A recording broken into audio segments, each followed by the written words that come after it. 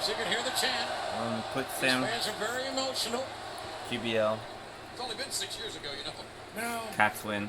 I have Saints, publicly Armadillos. apologized to Bret Hart and to everybody else, but I've never once come out in Montreal and publicly apologized to the fans here in Montreal.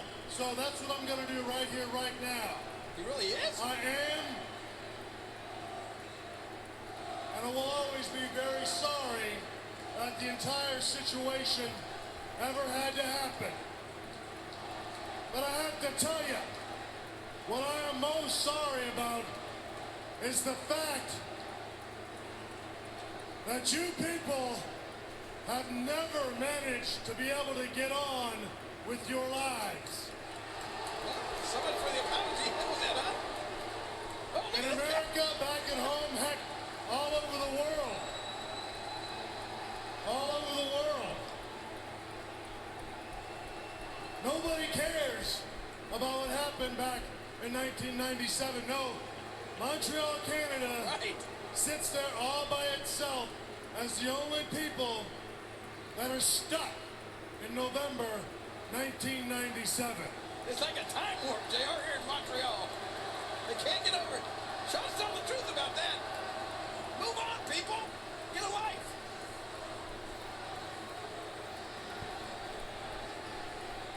Funny how cats have 9 lives. These people in Montreal don't even have 1. Get over it. I wonder how this interview would be received, King, if it were done in the United States. Nobody would even care in the United States. We've moved on. And your point would be what? Right. I had a job to do, and I did it.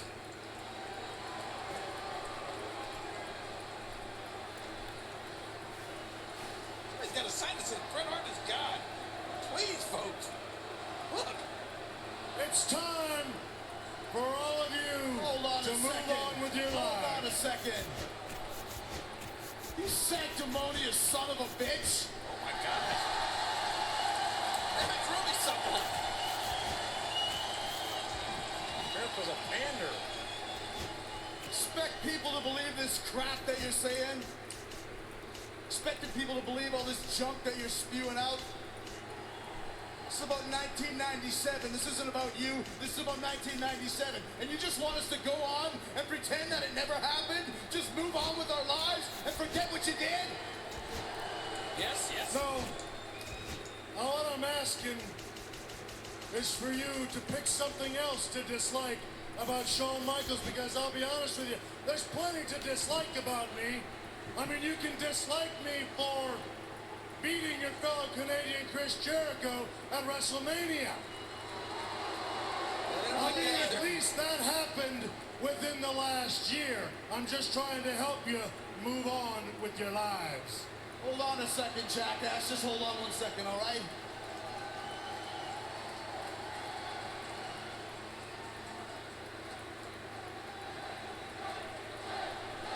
I think these people think that Shawn Michaels should be crucified for 1997. We're never going to forget what you did, Sean. See? You put a black eye on this industry. You put a black eye on this country on the day when you screwed Bret. And we are never, ever going to forget that. What is this we stuff? What are you, Mr. Canada? Oh, look, oh, boy. More sucking up. There you go. I guess he's Mr. Canada. That's what Jericho's looking for. He sucked up, he pandered, and now he's getting elected. Mr. Canada. Hey? I guess he is. I can appreciate that. Then why in the world do you live in Florida? He has been busted. Hold on. I mean, you live in Florida, USA, don't you, Chris? That's got nothing to do with it, okay? This is about Survivor Series 1997, a day that will live on in infamy, a day that was horribly... You know what? If you want to avenge all your fellow Canadians, then let's do it right here, right now. You and me. Well, there you go. Yeah. There's a deal right there, man to man. Come on, Canada. Let me get this straight. You're challenging me to a match right here, right now. In Montreal. You to avenge Bret Hart and every Canadian citizen that you spit in the face of tonight. That's what you want, huh? Well, you know what I gotta say to that, Sean? Mr. Canada's gonna go. No. No. No. I want a rematch against you, Sean, but not here in Montreal. I mean, come on. As much as I dig Canada, do you know how bad the economy is in this country? What? I mean, seriously. Do you know how devalued the Canadian dollar is here? I mean, I'm all about the Benjamins. I'm the king of bling bling. And to wrestle you in Montreal would be like wrestling you for free. That's why I moved to the United States in the first place. But you know what? I will face you, Sean, in a place that's more apropos for me. Big stars, bright lights, big city, beautiful girls. I'll face you in 2 weeks in Hollywood, California. Oh, what happened to Mr. Canada? You know what? I'm gonna give you one last chance. For these people, you and me, right here, not in Hollywood, California, but in Montreal, Canada. Yeah, we're in the Staples Center in 2 weeks. Let's do it Tell tonight. you one more time. I'm not gonna wrestle you here in Montreal, okay? It's not worth my time. I'll see you in 2 weeks in Hollywood. Come on, Hollywood. Oh yeah, Hollywood. Oh, okay, I get it. Okay, you don't like what I'm saying? All right, in 1997, Sean said screw Bret Hart, and in 2003, Jericho says screw Montreal. What the hell? Well, that went over like a flatulence in church. So much for Mr. Canada. What kind of man is this? He just turned down a match with Shawn Michaels here tonight. But Jericho's already got a match here tonight. I know. They could have postponed that match.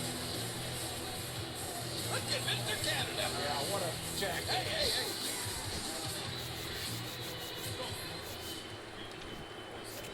After everything that's happened already, you're the only general manager here tonight. Right. What are you going to do? How are you going to stop this rampage? Stop what rampage? Are you scared? You wanna go call 911? Is that what you wanna do? Stone Cold is here. Stone Cold Steve Austin's in charge. I'll get to the bottom of it.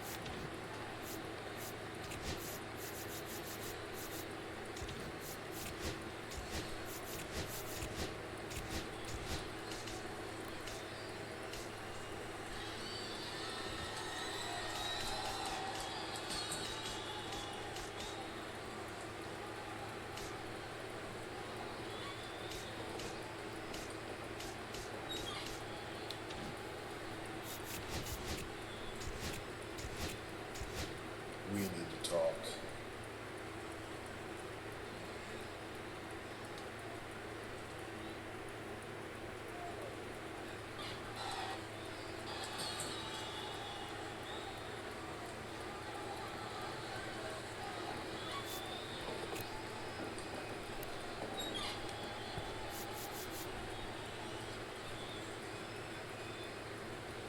We need to talk.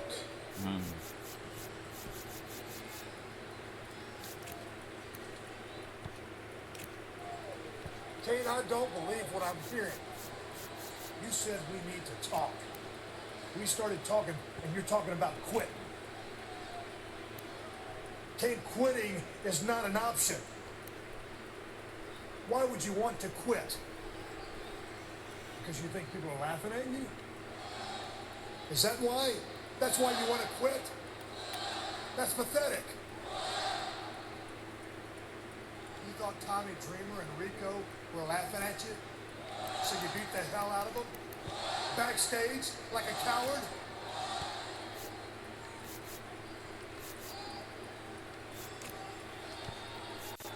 Kane, I've tried to motivate you. I did it for your own good. Try to turn you back into what you once were.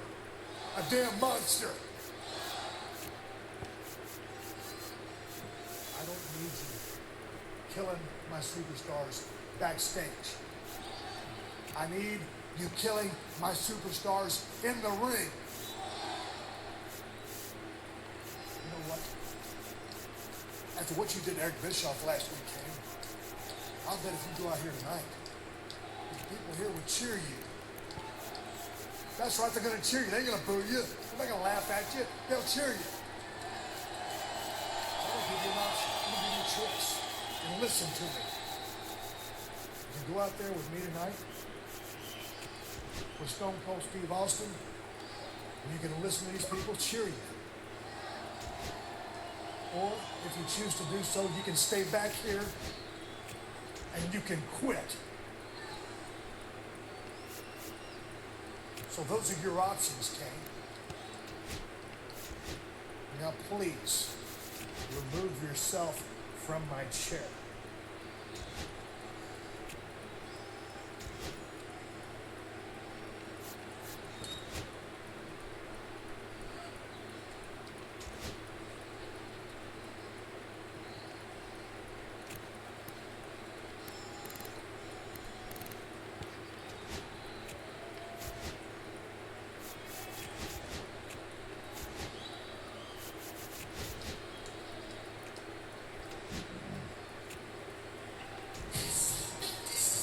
Well, now do you believe me, JR? Huh? Now do you believe me? You're right. You're right. I'm right. Kane all along. And you imagine how hideous and monstrous Kane's face must be?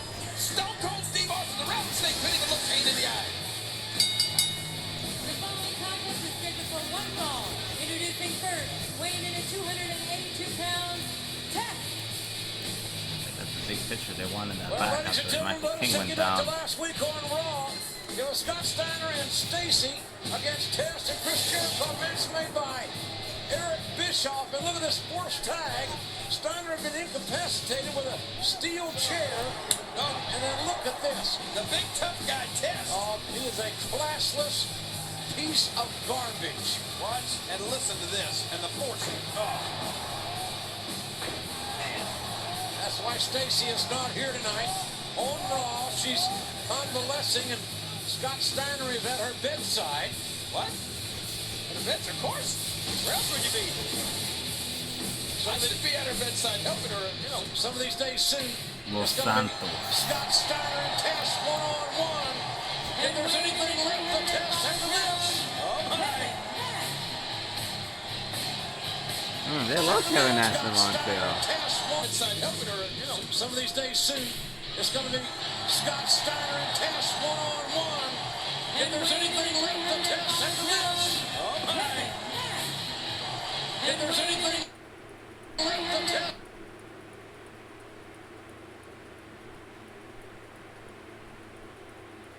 After this. Oh, my.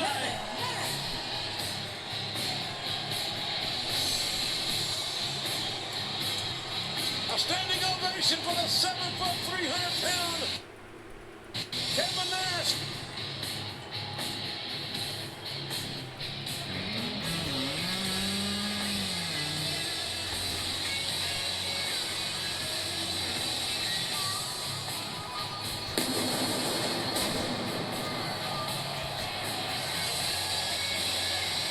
I tell you what, Kevin Nash is still in that world title hunt. And some say it's only going to be a matter of time until Nash gets Triple H back in the ring and takes that world title from the game. But tonight, what matters at hand, it's Kevin Nash doing the right thing, intervening when Tess was being nothing but an overbearing. He was about to manhandle Trish. You know, Tess, that's what he likes. He thinks he's God's gift to women. He goes around telling them, look, come on, you can be with this big stud right here. Well, now he's up against an even bigger stud.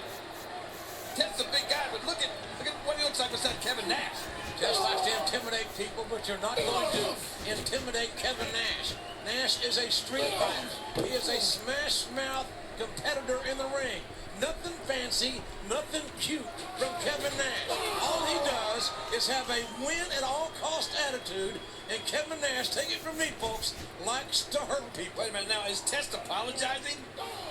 Is he trying to say he's sorry for what he did to Stacy and what he was about to do to Trish? I think that Test is as disingenuous as Hillary Clinton. A right hand by Nash, and that takes Test right to the floor.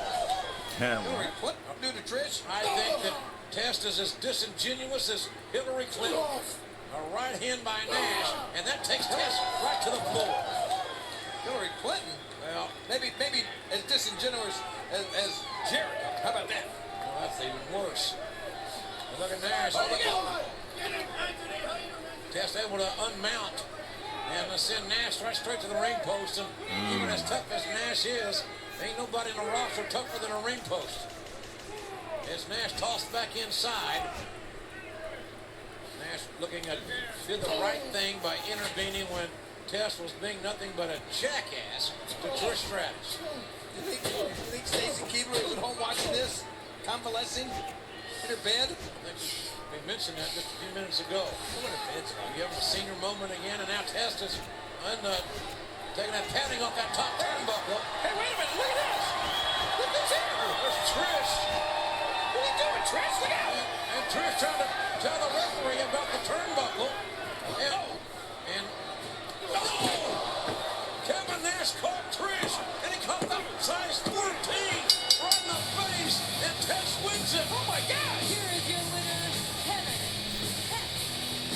Kevin Test. Kevin Nash! Here is your winner,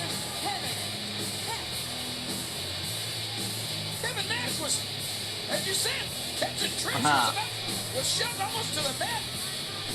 And now, wait a minute. Come on.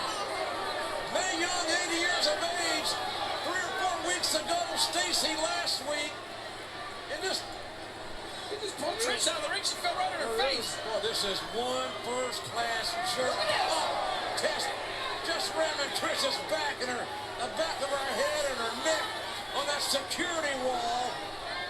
Man, what a jerk. Oh man, he's doing the big Papa Test Pump. beating up some women. That's Papa crazy, Pump's dude. He's going to disavow Test one of these days. Sooner than later, a lot of folks hope. Man, I cannot believe this. Well, folks, we had some heftier things happen earlier tonight when Booker T became the Intercontinental Champion, King. Yeah, I know. You've been waiting, and all the Booker T fans have been waiting. The parole office has been waiting, and finally, it happened. Here tonight in Montreal. Look at the look on Booker T's face. He is the new Intercontinental Champion. And I'm proud of Booker T. I'm proud of him. He never gave up his dream. He made something of himself many times over. Good job, Booker. Ladies and gentlemen, I would like to introduce you to the brand new Intercontinental Champion, Booker T. Yo, what's up, Terry? You never seen my smile, right? You know, normally before the night, I can only get my smile about this wide. You know, before the night, I was only known as the five-time WCW champion. But now check my smile out. Little big ain't it? You know why? It's because I am, for the first time, the new Intercontinental Champion. And guess what? I'm feeling fine, and I'm looking even finer. And check yourself out. I'm inviting you out to do this town. Check it out. I'm inviting the whole damn town of Montreal to do this town to celebrate with the champ. Now, can you dig that? Sucker! Let's get out of here. Party night! It is a loud and raucous crowd. Thousands on hand here tonight in Montreal, Quebec, Canada, at the Bell Center. Still to come. Bubba Dudley, the partner of his choosing, to meet Randy Orton and Ric Flair, representing Evolution. Still to come live here tonight. And this is the second time tonight we're going to see Chris Jericho. Or is it Mr. Canada?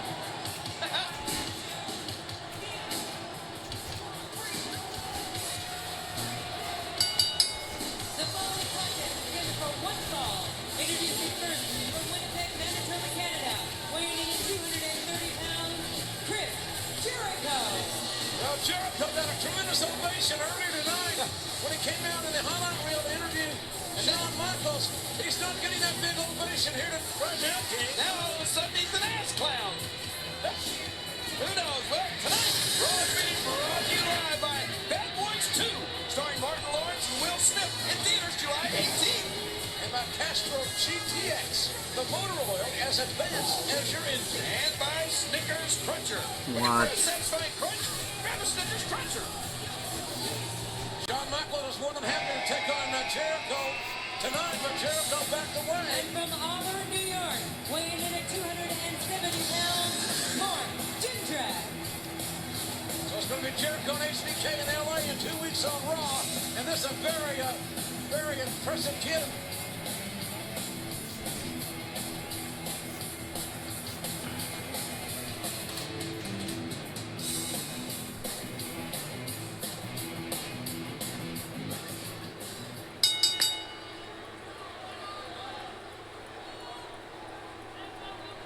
Just check this out, JR. You're talking, everybody's calling Jericho an ass-clown, but Jericho knew he already had this match against Mark Jindrak, and this Jindrak kid, this kid is something special. You can't, you can't just take a kid like Jindrak for granted. Jindrak is one of the potentially one of the great young superstars that is being developed here in the WWE here on Raw, and I'll tell you what. I don't know how high Jindrak's going to go up the ladder. That's going to be up to him. But he has every physical skill and an attribute that a man would need to be a champion someday. So what would you have expected Jericho to do, Mr. Canada there? Would you expect him to wrestle Shawn Michaels and Mark Jindrak? Look at Jindrak. And Jindrak got those knees up, had that lion saw well scouted. Well, on a personal note, nice hard knockdown by the big, powerful Mark Jindrak, former college basketball player, 6'6", maybe 6'7". Look out! 270, 275. Really put together, got great hand and eye coordination. And look at the drop kick by the big super heavyweight taking down Jericho. And Jericho trying to get off those shoulders in an act of desperation here. Yeah, I told you about this Mark Jindrak. Did you see the height he got on that drop kick? He's a great athlete. He's going to make some rookie mistakes like that, that's true. He's going to do that, no doubt about it. And Jericho springboard drop kick. And Jericho's going to take advantage of it, like the professional that he is. Jericho calling himself Mr. Canada. That didn't go over too well. Well, I think technically, actually, Shawn Michaels called him Mr. Canada. Well, in any event, fans didn't agree. I think the fans here in Montreal wanted to see Jericho and HBK go one-on-one, but that was Jericho's decision to Well, you heard what Jericho said. The economy sucks here. It'd be like wrestling for free. What the hell's the economy got to do with a wrestling match? Shawn Michaels probably would have wrestled Jericho for free tonight. You know how bad the Canadian dollar is devalued? Well, I have not kept up with the economy. You know how much JR's cookbook cost here? About $150. Oh, stop it. What? And look at this. Jericho trying to turn Jindrak over to the walls of Jericho. Jindrak got a lot of leg strength. And again, as you said, this nice tilt-a-whirl slam. And Jindrak hooking the near leg, but Jericho got a kick out. All Jindrak's got to do is stay focused, not make any silly mistakes. Wow, stay within what you're good at. Hard right hand from the southpaw. He's a left-hander. That means he is a southpaw. I know what southpaw means. Make sure you look at this. Good grief. Nice athleticism by Jindrak. Hooking that leg. Got the cover. Got a near fall. Jindrak, man, can you imagine what a feather in his cap that would have been? Don't worry about the officiating. Just keep on your opponent. You can't. People still put feathers in their caps. I don't think so. Can't give Jericho any second chances. And now it's Jericho. And Jericho catapulted to that top turnbuckle. You got any other big shows for me tonight, JR? Steve Jones. Look at the near leg. Yeah. Boy, the referees are right on top of things tonight as far as the foot on the rope goes. I'm surprised that you're even able. I know you're happy that this is Stone Cold's night, but one of your heroes, all-time heroes, passed away today. Jed Clampett. Buddy Epson, 95 years old, he died. In Oklahoma, Beverly Hillbillies was like a documentary, wasn't it? Yeah, the low blow there's what I think. The referee didn't see the low blow, and I think that was a low blow that got Jindrak down and out. The walls of Jericho. That can do it. He's got his tap out. Jindrak's got to tap out. No other choice but to tap out. That's a valiant effort by Jindrak, but Here's your winner by decision, Chris Jericho. A very good outing by Mark Jindrak. Nothing to be ashamed of.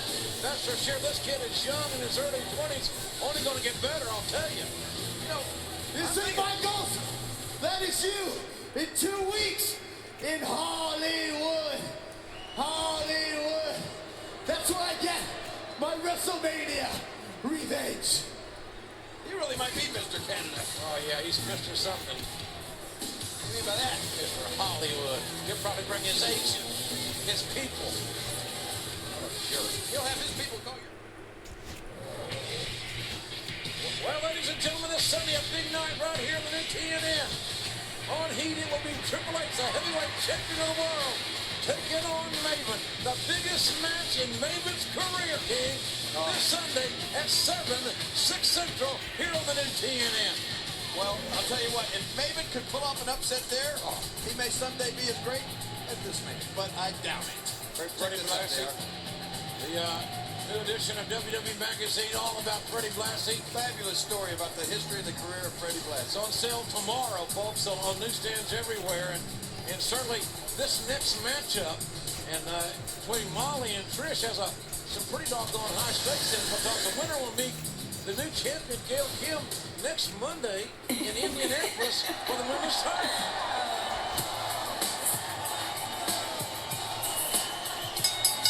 The following is a #1 contenders match. From Toronto, Canada, please welcome Trish Stratus.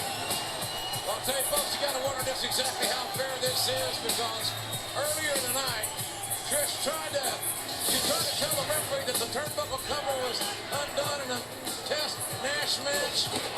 Nash catching Trish, and he caught that 14 right in the face. Test with the upset victory over that smash mouth Kevin Nash. And then look at this. And well, that's all we're going to show. Cut it off right now. Don't show anymore. Out of good taste. What else the Test did to Trish? But there's no way she could cheat. It's Molly Holly now. She's going to take advantage of the fact that Trish is, well, already injured. Trish's the back of her neck took a pounding, and we're not going to air again. I hope we never see it again at the hands of Test. And now Molly, a former women's champion, a veteran, knows exactly what she's dealing with here. A win puts Molly in a main event situation next Monday night in Indianapolis for the WWE Women's Championship. Hey, JR, I think I see Paris, I see France, I think I see Trish's underpants. It's Dennis. Listen to this crowd, too. Oh, man. And Molly using that, just taking Trish down like a frisbee, and again focusing on the neck. Trish, you know, holding her neck. If you think about it, JR, Nightmare. Test may have proved that he was the bigger man tonight. Trish, well, maybe she shouldn't have turned down Test earlier. There's a cover by Molly Holly. This got to be, no, it's not. Trish kicking out and putting that shoulder up. There is not probably another female in the locker room that would have even walked out here to compete in this match. Trish Stratus has got that much guts, and the women's title means that much to this young lady from just down the road in Montreal, or in Toronto, excuse me. Well, look at Molly Holly. Look at the look of determination on her face. I think the women's title means quite something to her, too. Molly is a great athlete, a former champion. And again, the winner of this match will meet young Gail Kim next Monday in Indianapolis, Indiana, for the championship. And that neck vice is, I mean, whether it's you like it or not, it's the right strategy for Molly Holly. Gail Kim 2-0 here in the WWE, and look at Trish now, firing back. But Trish fighting back with everything she's got. But how much is there? What a swinging neck breaker. Man, what a swinging, that could be it right there. I just told Trish, refusing to stay down, kicks out, goes right to her stomach. See, Trish made a big mistake coming out here earlier. With Test, I mean, let's face it. That's your opinion. Well, first of all, you know, I just don't understand women sometimes. I mean, Trish is in the back, she's looking all hot, she's looking all beautiful, puppies hanging out everywhere, and so then she gets upset when Test hits off. Well, what's up with women? They dress like that, and then they get upset when you look at their puppies. Trish did not deserve the treatment she got from Test, bottom line. Yeah, but now because of the treatment she got from Test, that could hurt her in this match. Well, folks, it could hurt her chance to become the women's champion. We're excited about a big week here in the WWE, headed to Omaha, Nebraska Friday night, Green Bay, Wisconsin Saturday, Terre Haute, Indiana Sunday.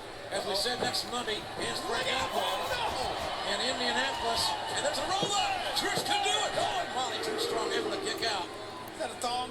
And there's a nice backslide. Hurt again in the postseason, just like in the Islanders in the Baron GBL. He got hurt in the postseason. And again, Molly Holly, a former power whipper, able to use that leg strength, the power out of it. Trish's, look at her arm, her shoulders. It's definitely hurting her.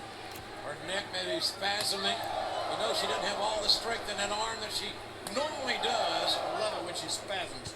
We were talking about all these great cities we're headed to, including Salt Lake City, Utah, and San Jose, California. Snapmare takeover by Molly Holly and Trish again, fighting through the pain, fighting through the agony that was all caused by Test. Let's talk a little bit about Molly. She's looking pretty impressive. Uh-oh. Of course, not as impressive as that thong Trish is wearing. A shoulder breaker. Molly very strong, executed a shoulder breaker perfectly. And now Molly in firm control here. Who's going to meet Gail Kim next Monday night in Indianapolis? Submission move here by Molly Holly. It's almost like an inverted camel clutch, and that's it. Trish can't stand the pain anymore. Wow. Here's your winner by submission, Molly Holly. Trish endured the pain as long as any human being possibly could. Yeah, but let's talk about Molly Holly. You know what this means for her, don't you? I sure do. Title shot with Gail Kim. Next Monday night in Indianapolis, Molly Holly, Gail Kim for the Women's Championship.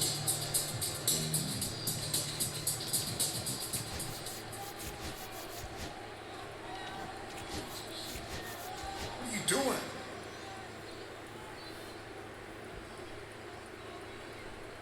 What you gonna be, Kane? Are you gonna go out there with me? Or are you gonna quit? Out. Do what? He's gonna quit? Let's show that face.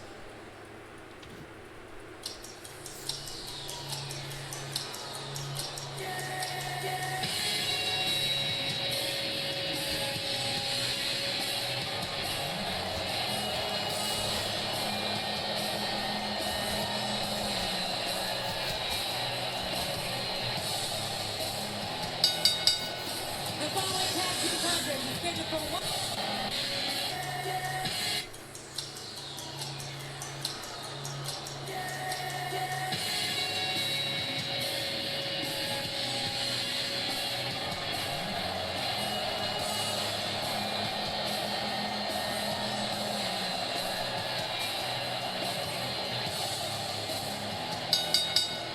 The following tag team contest is scheduled for one fall. Introducing first at a combined weight of 475 pounds, Randy Orton. Introducing first at a combined weight of 475 pounds, Randy Orton and the Nature Boy, Ric Flair. Well, two members of Evolution to take on Bubba Dudley and a partner of Bubba's choosing, a match that was made earlier tonight by Stone Cold Steve Austin when it was Bubba Dudley who falsely accused Evolution of assaulting Bubba's good friend, Tommy Dreamer, who's now at a medical facility. See, these guys are always getting the short end of the stick. Somebody like the Nate. I mean, one of the greatest living champions ever. And Randy Orton. Oh, look out. Incoming.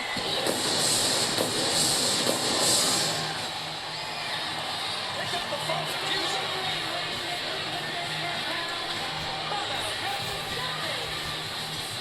So quick to jump to conclusions. Well, we found out there was Kane who assaulted Tommy Dreamer and Rico. But the tag match is still on. I'm just wondering who Bubba Dudley's tag team partner's going to be. Well, he don't have many friends, you know. Maybe he wasn't able to find one. Maybe he's got to go it alone. Well, maybe not. What?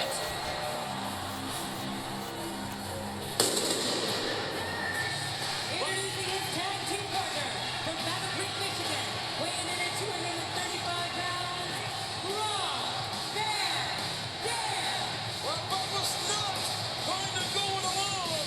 Bubba Dudley has reached back into his old ECW days to pick out perhaps the most athletic, unpredictable, amazing athlete on the entire WWE Raw roster. And I'm just, you know, I was curious. I'm wondering why Bubba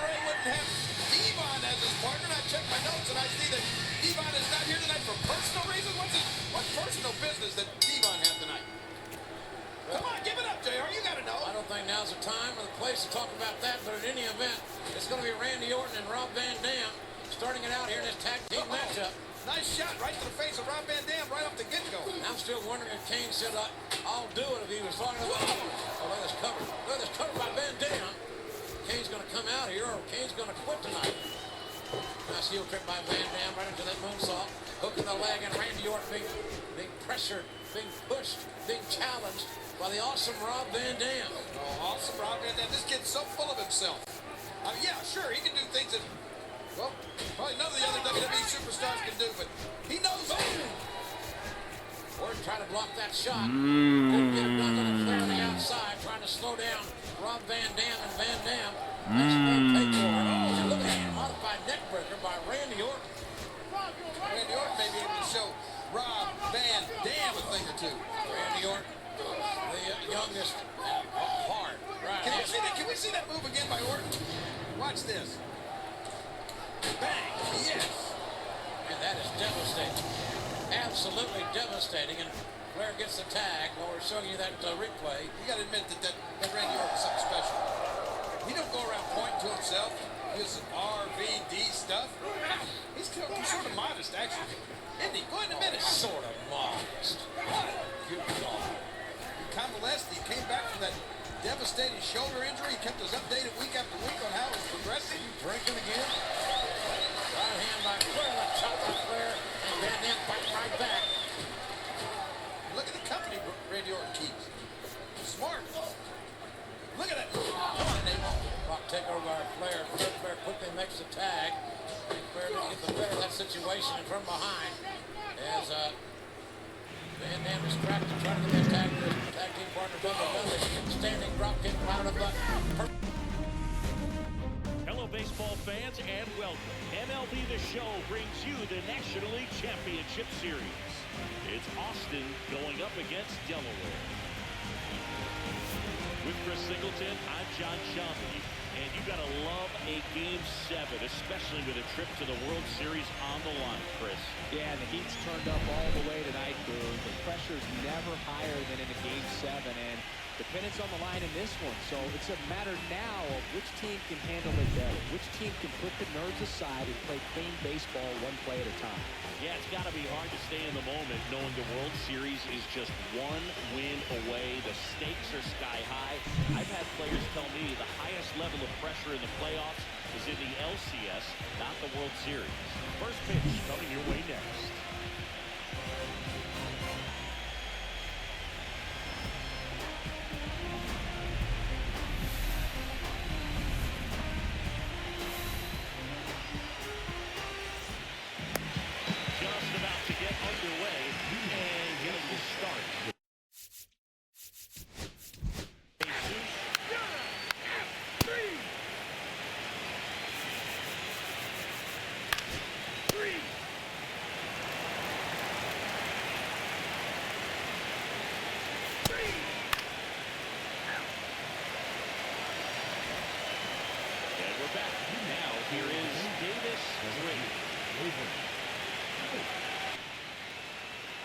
Gordon back to work. Swing and a ball hit out towards left center field. Chourio makes a nice running catch. Well, those can be pretty fun as an outfielder. Got to put it into his highest gear and go a long way to track that one down. Nothing better than that. You feel like a wide receiver playing football.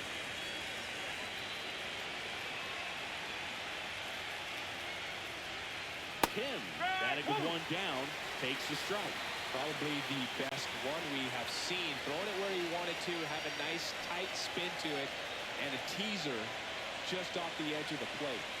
And he lays down a bunt. Whips it to first on the run. Pretty nice play there.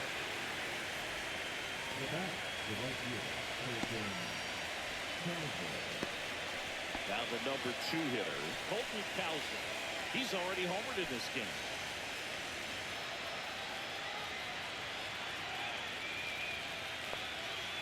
And that one a little below the knees. And that's ball 1.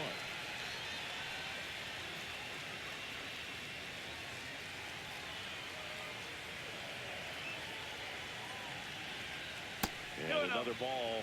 Last couple of pitches breaking balls away. I think he's going to have to come firm inside to be able to open up that location if he wants to go back there later in this count.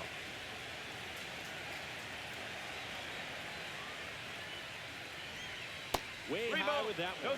And now 3-0. Reynaldo Batista waits on deck.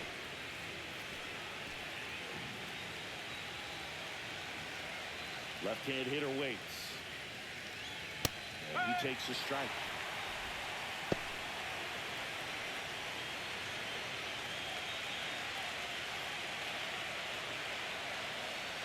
Two down, nobody on. On a line, base hit.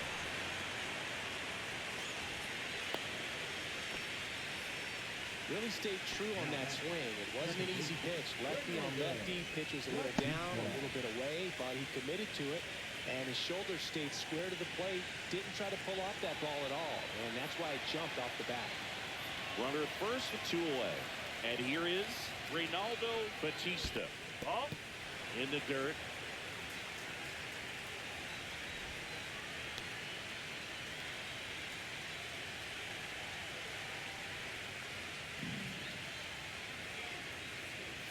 Cowser leads off first with 2 down to the inning.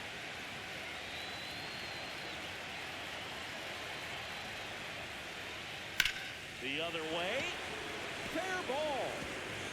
And it gets by him. Coming home. He will score.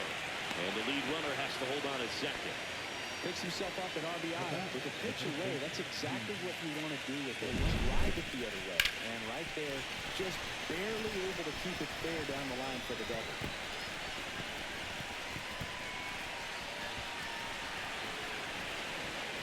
Manager out of the dugout, and he's going to make a change. Colton Gordon is done, and he's responsible for the runner on second. So the book isn't closed on him yet. We'll be right back. Here's a new pitcher from the pen, Ryan Fernandez.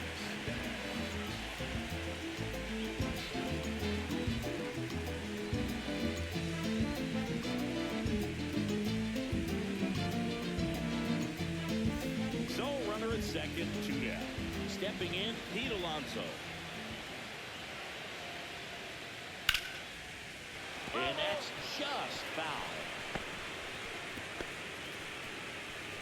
Runner at second, 2 down. Here in the late stages of Game 7. Runner takes off. Pitch outside. Throw to third. He's safe.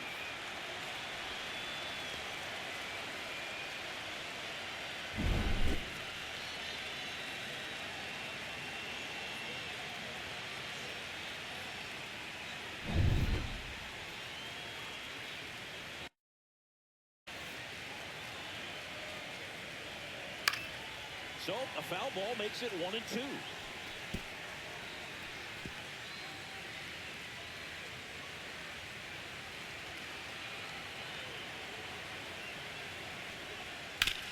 Swing and a ground ball and foul ball.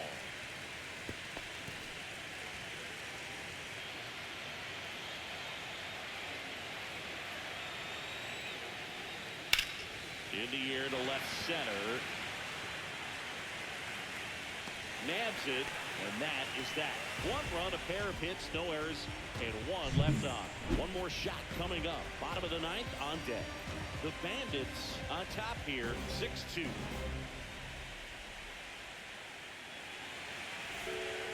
Back now as they hand the ball to a fresh arm to start the bottom of the 9th. Josh Stama. And he's got a nice lead to work with, so he should come in throwing strikes, attacking these hitters. Eddie Rosario getting ready to hit. And here we are, 9th inning, elimination game, and they're trying to keep their season alive. They need him to get on base. He's got to find a way just to quiet things down, work his way onto the base path so that they can have an inning and get back in this game.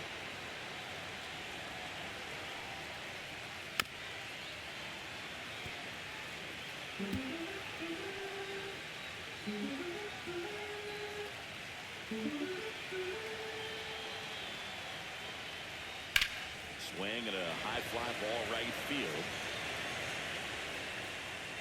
And he makes the catch. And there's one down. Now batting, the left fielder, Jackson. He's 2 outs away. Jackson Choria will hit next.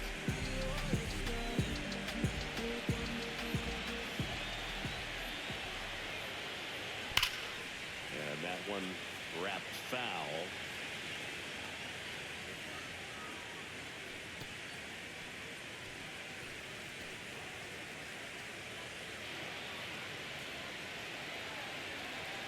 One down, base is empty. Swung on, belted. Going back. Pulls it in on the warning track. Now back, second baseman. And the batter now, Christian Campbell. 9th inning elimination game. Chris, it's a tall task. They're going to need a crooked number to tie this game up. Yeah, and they just have to remember that they have had many innings over the course of the year where they've scored more runs needed than they need in this one. So just relax, get your pitch, and make something happen. The 0-1 is outside, and it's a ball and a strike. Clearly didn't come out of his hand the right way. Left that curveball way up.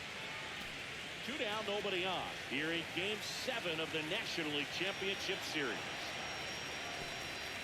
Next pitch is outside.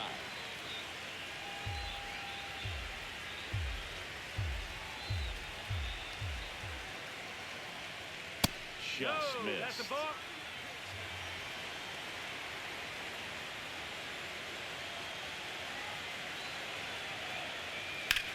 That one ripped right center field, reaching back towards the wall.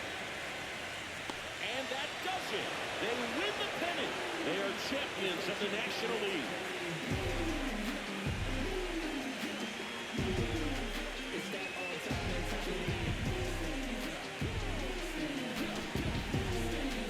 Congratulations to the National League champions. This team clearly excited, and they deserve every bit of this moment. Enjoy it now, but get yourself ready for the biggest series of your life.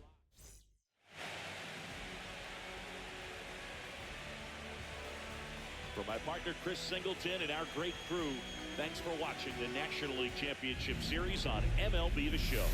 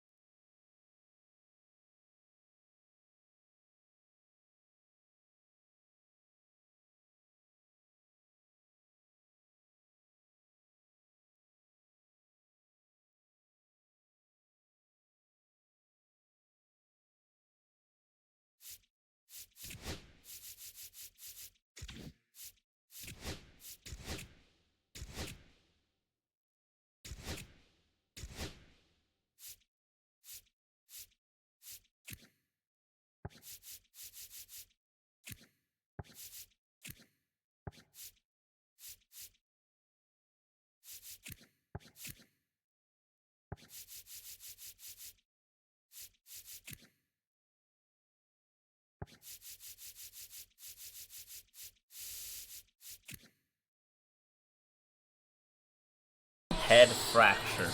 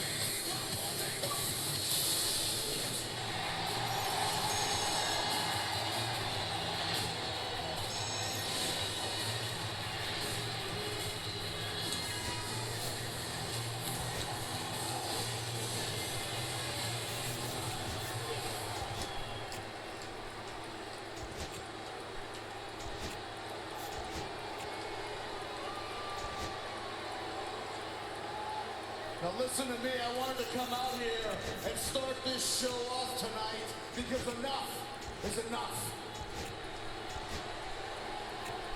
Tonight's highlight reel has very special and serious significance because something has to be done, and it's going to be done tonight. Because over the last couple weeks, Raw has broken down into total and utter chaos. Absolute pandemonium, and it's gotta stop. I mean, superstars are getting attacked backstage.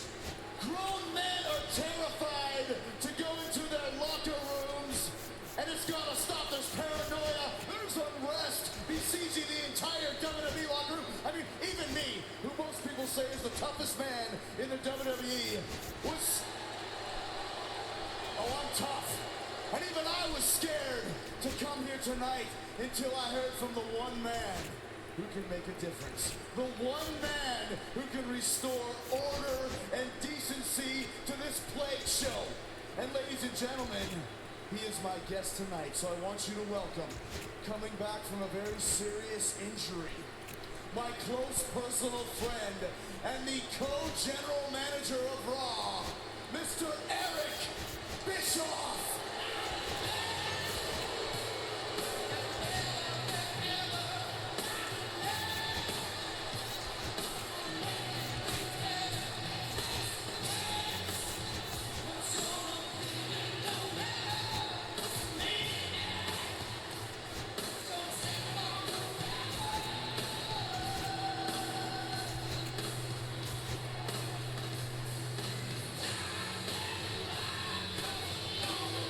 Nice.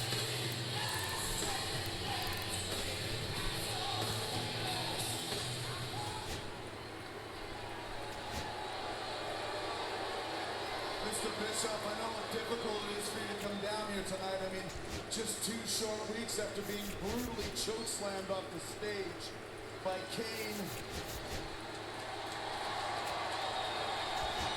I know how hard it is for you to come out to this ring and face all the people, calling you names for no apparent reason, disregarding your courage and your tenacity for just being here. That tells me what kind of a man you really are. For that, I applaud you, Eric. And I want to know how you're feeling. I'm getting better, Chris, and thank you very much. It's a pleasure to be with you. You know, my doctors, they wanted me to take at least 8 weeks off of this neck to heal properly. But there was no way, there was absolutely no way I could sit idly by and watch Stone Cold Steve Austin run this show right into the ground. Now, last week in my hospital room, I watched the carnage that took place here while I was gone. And I have no other choice than to order that Kane not show up in this arena here tonight in Indianapolis.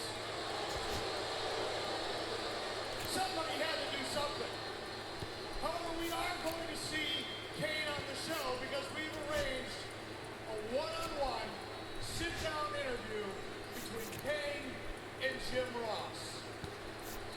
It'll be live from our headquarters headquarters in Stamford, Connecticut, because I think both you and I agree if there's any one person who can get to the bottom of this thing with Kane and find out why he's doing the things he's doing, it's good old JR. I mean, let's face it, Kane is completely out of control. We saw what he did to me 2 weeks ago. He almost killed me, for crying out loud. That's not right. We saw what he did to Rico, Tommy Dreamer. He is completely out of control, but there's more. There's more that you didn't see. In fact, last week, right before Kane was to go out in front of the people, a confrontation between him and RVD. And Chris, I'd like to show exclusive footage that I've obtained to the entire world right here in your highlight reel segment. Exclusive footage? You want to show exclusive footage, Mr. Bischoff? Well, you've come to the right place. So let's go to the obscenely expensive Geratron 5000 and see what you got. Roll the tape, monkeys.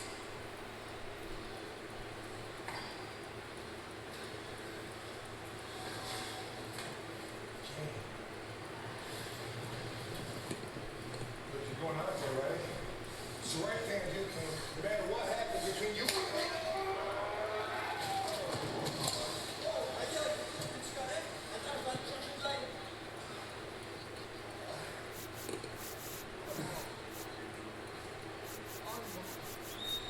Unbelievable. This is gonna stop. That is unbelievable. You're gone 2 short weeks, and look what happens. Nobody is safe in this company anymore. Nobody, you know, I applaud the fact you don't have Kane in this building tonight, because he's crazy. Who knows what he might do? I mean, he can come out here and chokeslam you. He can chokeslam the cameraman. Even worse, he can come and attack me and stop me.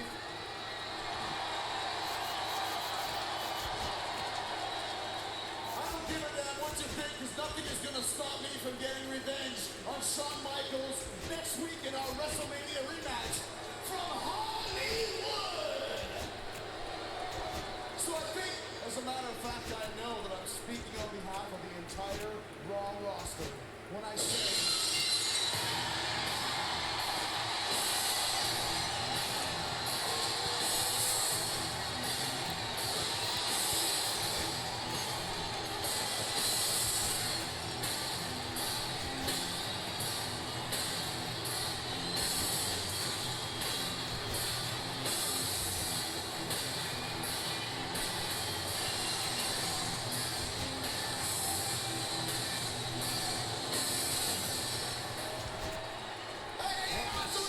Jackass.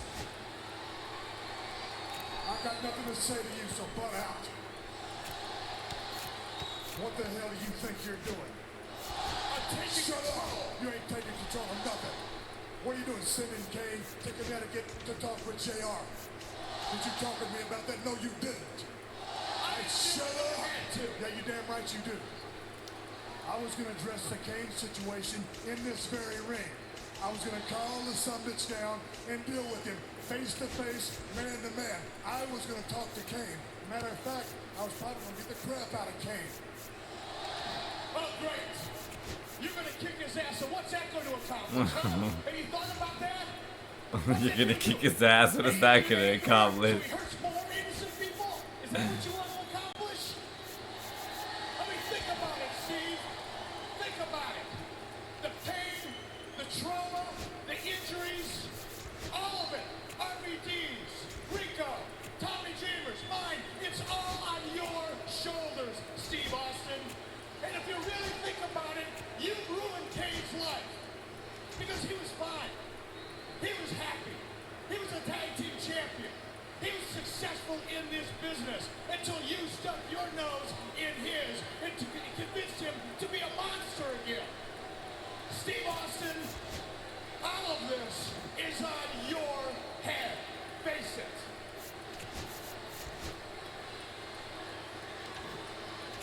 Is that a fact? That's a fact. Well, I said I was going to come out here and I was going to address Kane one-on-one. But you seem fit to make sure that Kane's not here. I was going to whip a man's ass. I'm still going to whip a man's ass. And you look like the perfect victim.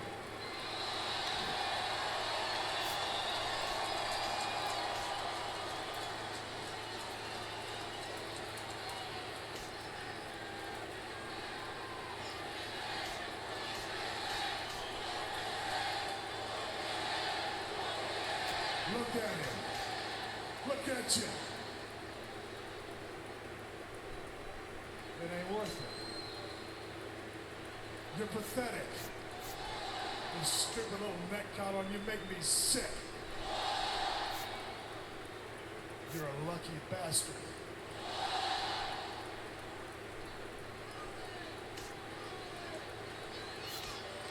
That's right, Austin.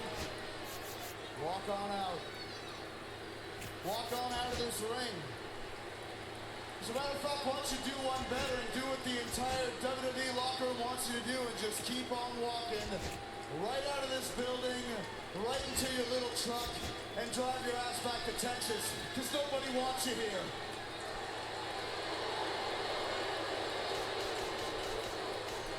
Do the right thing and let Eric Bischoff take over the show, because it's obvious to me that you're in way over your head, my man. You don't have a clue as to what you're doing, do you, Junior? Huh? You know what, Steve? Face it, man. You're a failure.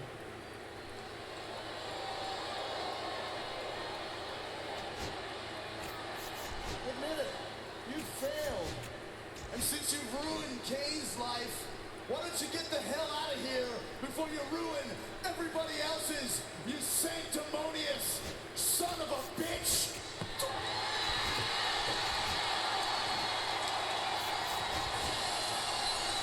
Stone Cold Steve Austin King apparently had heard enough from Y2J Chris Jericho. Well, it looks like Stone Cold had those pin-up frustrations. He waited all week to face Kane tonight, and now he comes here and finds out that Kane is not here in Indianapolis. He had to take it out on someone. Well, as Eric Bischoff just alluded to, good old JR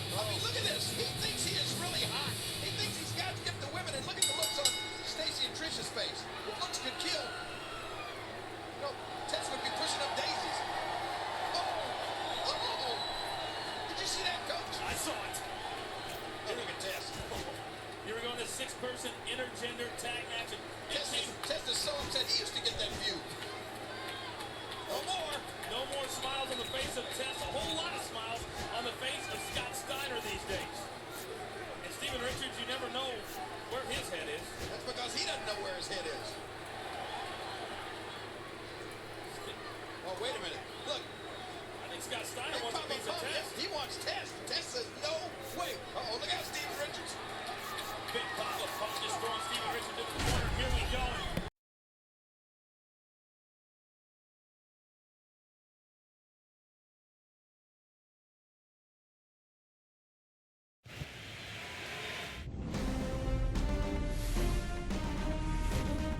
And welcome into the ballpark. Happy to have you with us. The show brings you the National League Wild Card Series. It's Orlando taking on Fresno. Alongside Chris Singleton, I'm John Shambi. A big game 2 in store for us here today, Chris.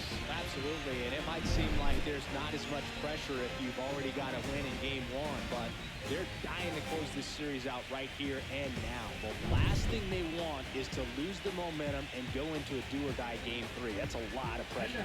Sometimes it feels like every game in a 3-game series is do or die. All right, we'll be back to get this one started after this.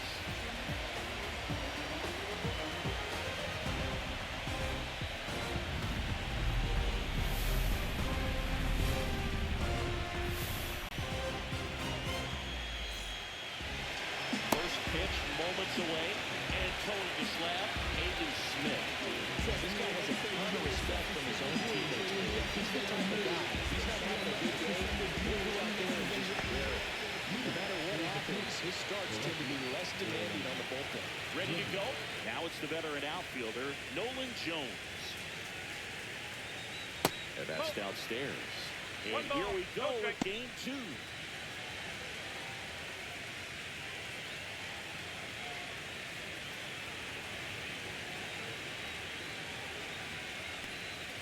And that's in there at the knees. 1-1.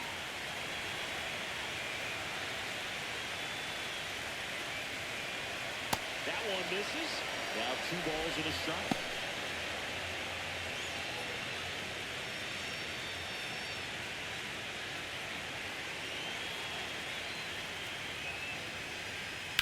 And a foul ball.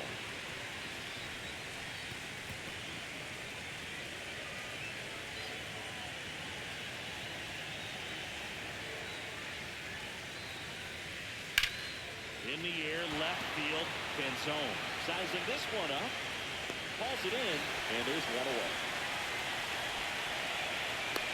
Let's check out their lineup for this must-win contest. It's singing. Their production in the postseason has been underwhelming. It's usually not great to have your whole team below the Mendoza line, dude. These bats have been ice cold, and if they don't want their season to end in disappointment, they're going to need to make some noise in this ball game. Next to hit, Matt McClain.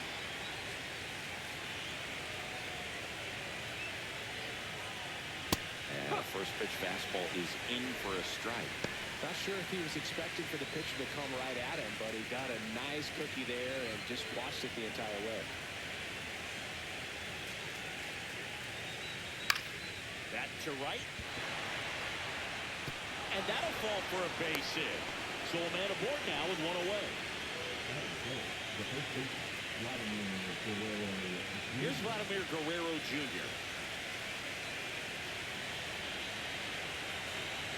Runner on the go. Pitch inside. Transfer bobbled, and there's no throw.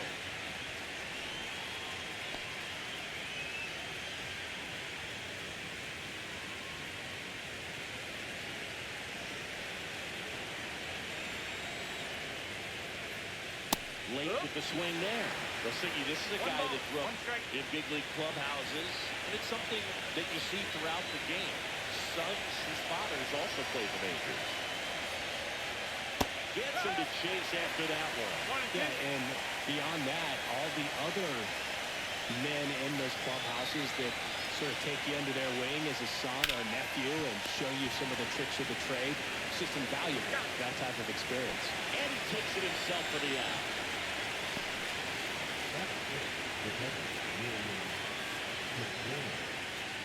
So the go-ahead run in scoring position.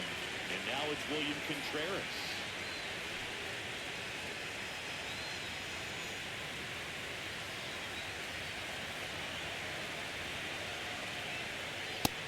one. No ball. One strike.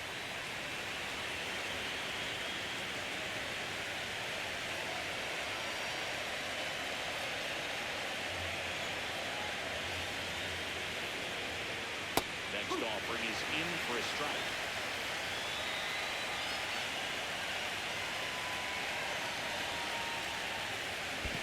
Comes up empty as he chases that one in the dirt. Gets to it on to first. That completes the strikeout, and that'll do it. One hit, one left. Bottom half of inning number one coming up. No score after a half inning. Back here with my pal C. And today's starting pitcher, Matt Manning. Well, he comes at hitter with a 5-pitch mix, so for him, it's always interesting to see how he utilizes those weapons. He may hit on 1 or 2 pitches depending on how things are going and how things are working, but if he can control 4 or even 5 of those offerings, look out, hitters. It's going to be a tough day. He's really going to be able to keep those guys off balance. Leading off, Levi Harrington. Swing and a miss. And that's strike one.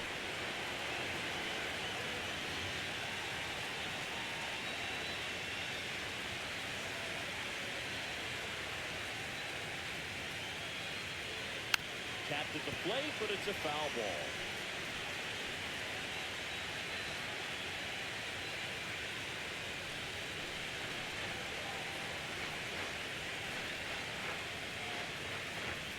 And down on strikes he goes.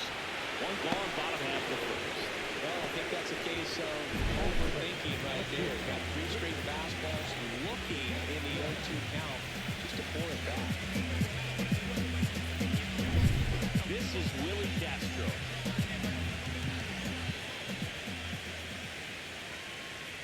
Ball one there. That's a ball.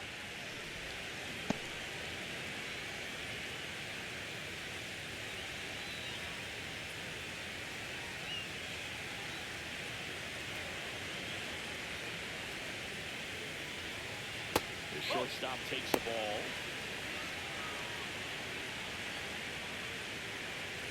One out, base is empty.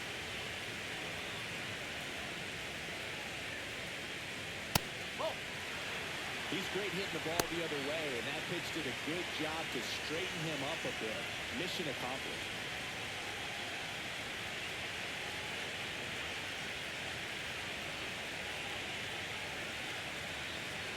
Here's a 3-0. And a 4-pitch walk. He did not take the bat off his shoulder the entire at-bat. And at first with one gone, Luther Reyes, the next to hit.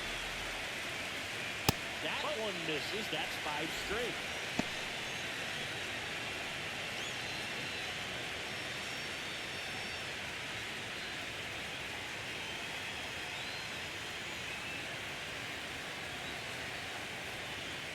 That one finds the zone, and it's 1-1. One way to make a guy real uncomfortable at the plate is pounding inside with good velocity. They're doing that right here. And misses inside. 2-1. Man with a move to first. And he's back safely.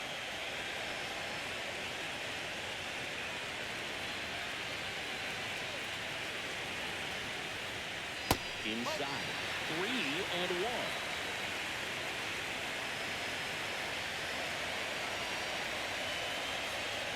And strike 2. 3-2.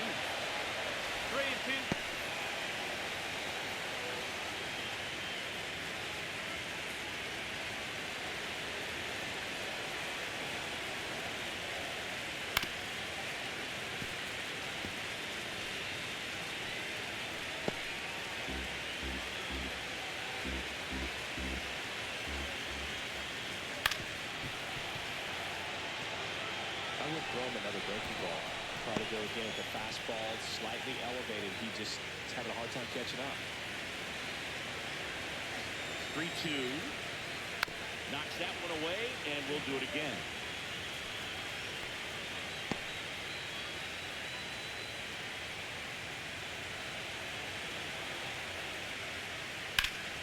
Gets a piece there. We'll do it again.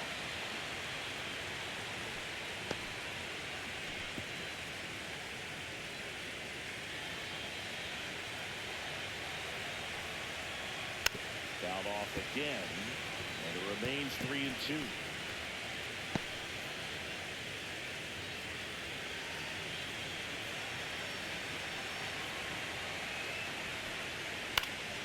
This one in the air. House settles under this one. Snags it for the second out. Take a look at the lineup. And it's clear the most important job they have today is getting to the starting pitcher early and often. No doubt about that. That's the best way to disrupt a game. But can they do it? Certainly something for us to pay attention to in this one, partner. Here's the veteran outfielder, Dominic Canzone.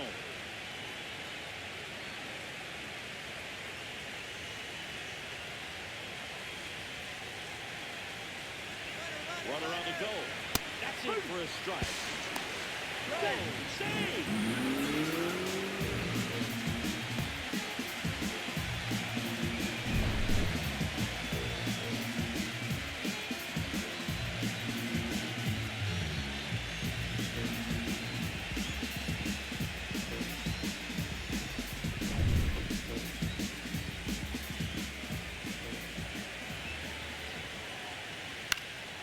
Swing and a pop-off in foul ground.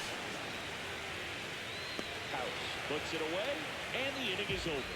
First frame of the night behind us, and it's 0-0. Wild card series, game 2. And now here's the veteran DH, Angel Martinez.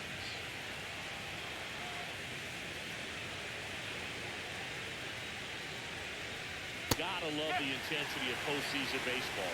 Players on both sides at such a high level of emotion.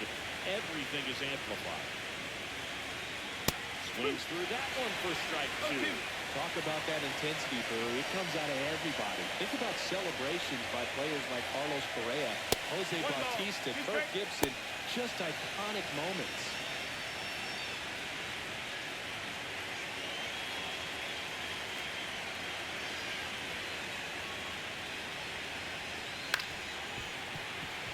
Foul ball, he stays alive.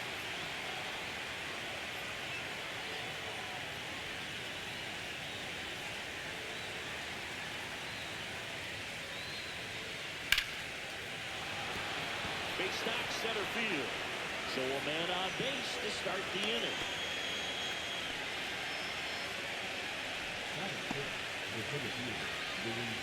Luis Montes digs in now.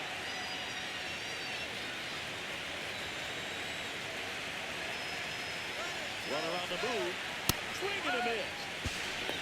Oh, and they got him. Well, this is a real momentum killer after the leadoff single. He's still second base on the first pitch. Defense is all over it. Nicely done behind the plate with catch and throw. With a quick tag before he reaches the base.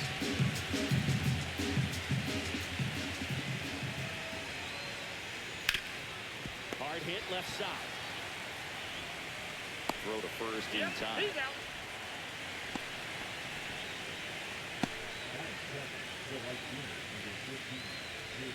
Now here's Jake Bauers. Bauers in his 9th season, 35 years old, and he was drafted in the 7th round back in 2013. Here's a strike. Goodness, I think he just took the best pitch he's going to see in this at-bat. You don't get many like that in that location. I don't know if you take that pitch against any pitcher out there in the mound.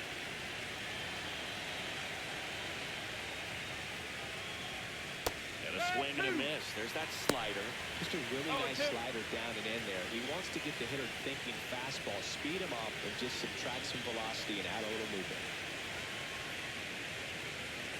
Swing and a miss. Struck him out. And it's a 3-up, 3-down inning. We'll go to the bottom of the second. No score.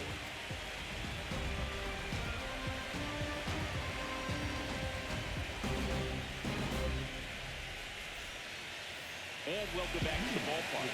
Now it's the right fielder, George Valera.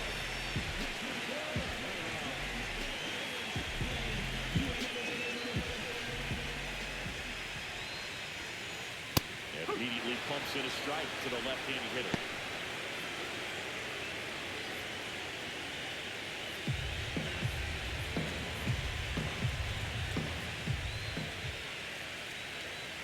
Next offering away upstairs. Matthew Ross umpiring behind success in this one. He's got a reputation for having a bit of a wide strike zone, Chris. Yeah, no doubt, Boo. He rewards pitchers when they're working the edges and sometimes a little bit beyond that. So for the hitters, just have to really be aware. Don't miss your pitch when you get it early in the count.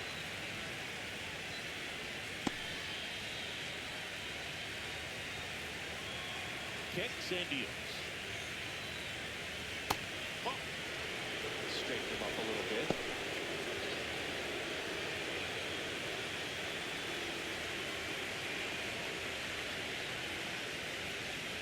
That one just misses. Really good take, especially with 2 strikes.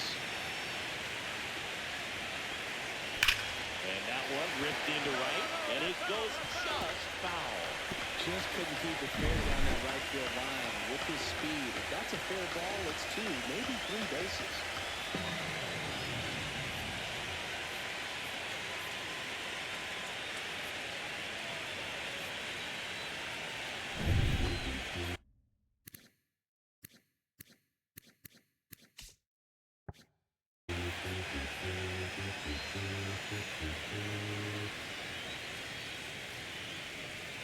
Foul off the plate, they'll do it again.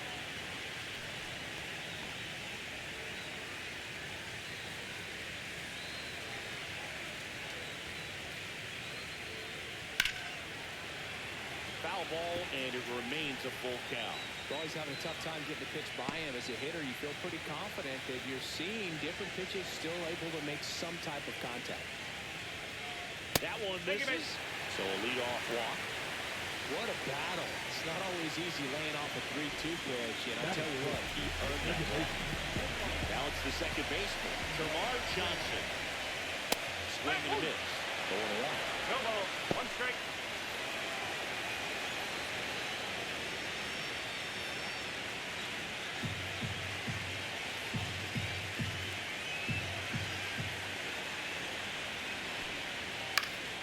In the air to left down the line. And that dropped foul. They'll score here in the second.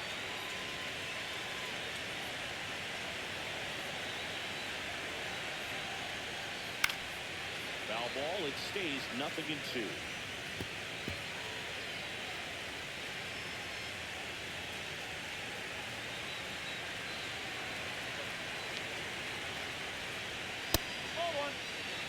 Still just the second batter of the inning, and on the mound, he's already thrown 13 pitches. They got him working hard out there. Missed inside with the curve.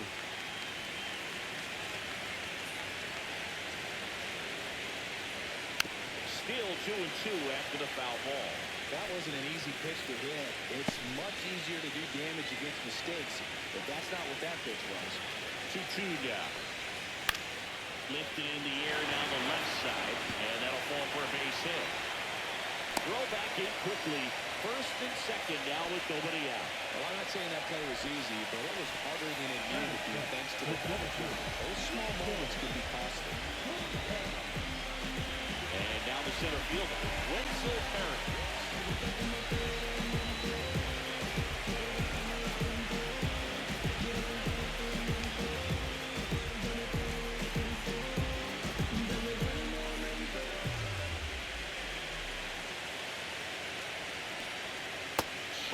Nice.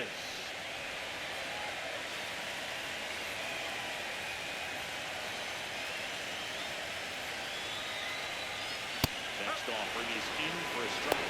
Well, we call that the key holder. Even though it's right there and looks pretty good, he doesn't love it. He's not going to swing that early in the count.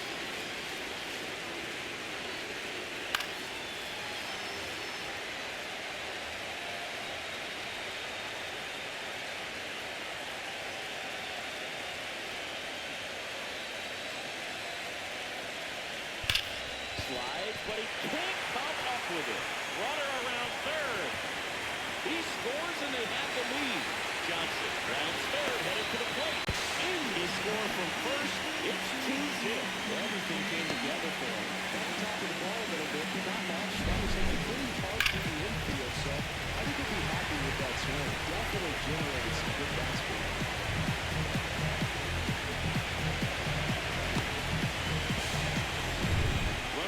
in position.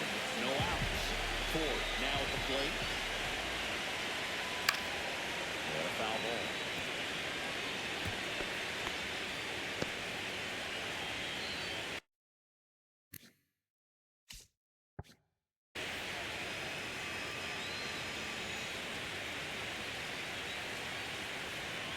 Move to second, and he's back in safely. Runner in scoring position, nobody out. Here in game 2 of the wild card series.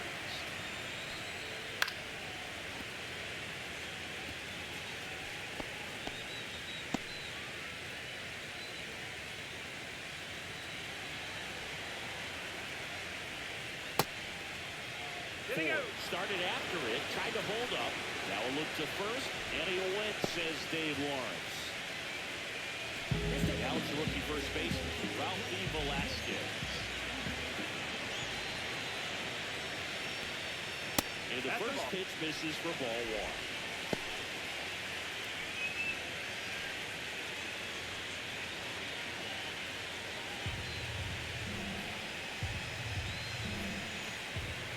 1. And it's second. Nope, that's away.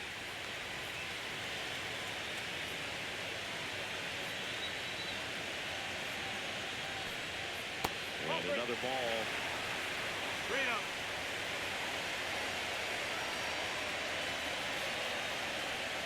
And ball 4 to a board. Definitely lost their handle during that sequence. 4 pitches for the walk. And that last one couldn't even threaten the zone. But they might want to go talk to him.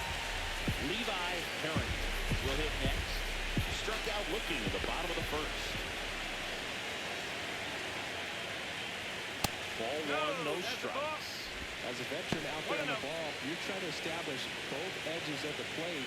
Right here, he's working inside.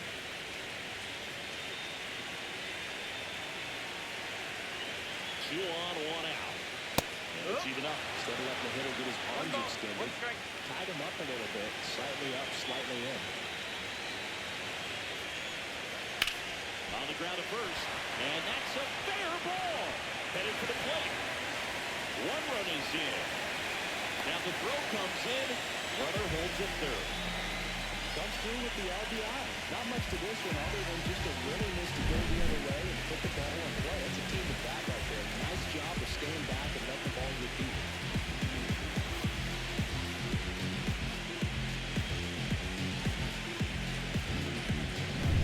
Stepping in is the switch in at shortstop. Willie Castro walked and stole a base his first time.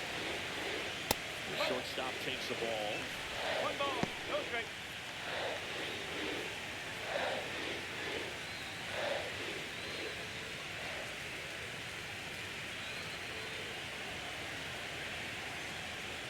There's the swing and a miss. Action in the pen down there. Frankie Montas loosening up in case he's called upon by Derek Shelton.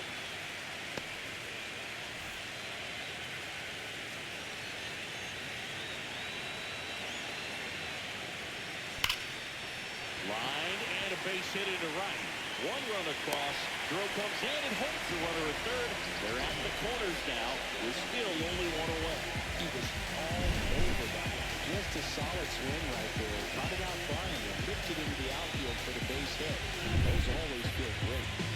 So up next, Luther Reyes. First time up was a pop out. That one finds the zone. That's strike 1. Well, they've been able to score 4 runs off of him in this inning, and this is where you want to just max out. Get as much as you can. Give him one of those tough innings where it's going to be hard for him to recover in the next one. And that's through there for a strike. And it's 0-2. Great spot to be in right here for the pitcher. You can either strike this guy out or get ground ball, double play. And the 0-2. Fastball is outside. I don't think he was trying to miss by that much in a 0-2 count. Just tried to overthrow that pitch. Brothers at the corners, 1 away. Bottom half of inning number 2. Swing and a miss. Struck him out. That K is his 3rd of the game. So here's the cleanup hitter, Dominic Canzone. He's 0 for 1.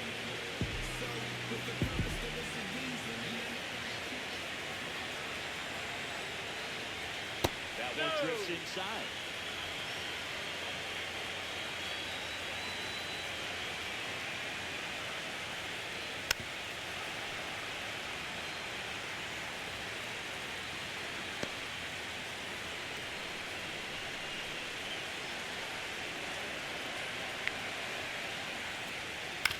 On the ground to first. He steps on the bag, and they're happy to just get off the field after that frame. 9 men come to the plate, 4 score. We head on down to the top of the third. The Fire with the lead, 4-0.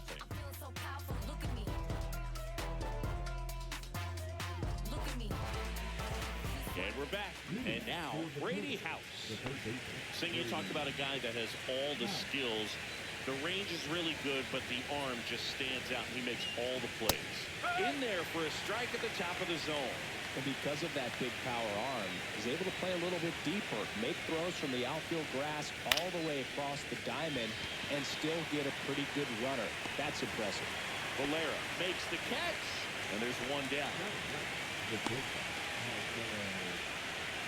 And down the shortstop, Marcelo Myers.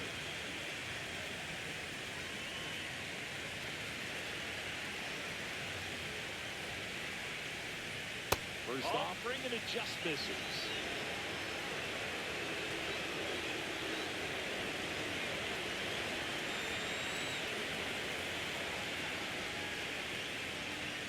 And that gets the inside corner for a strike.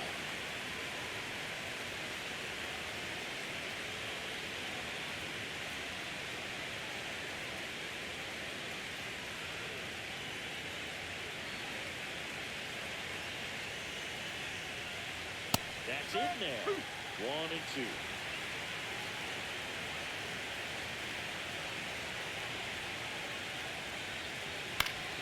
Foul ball left side. He'll see another.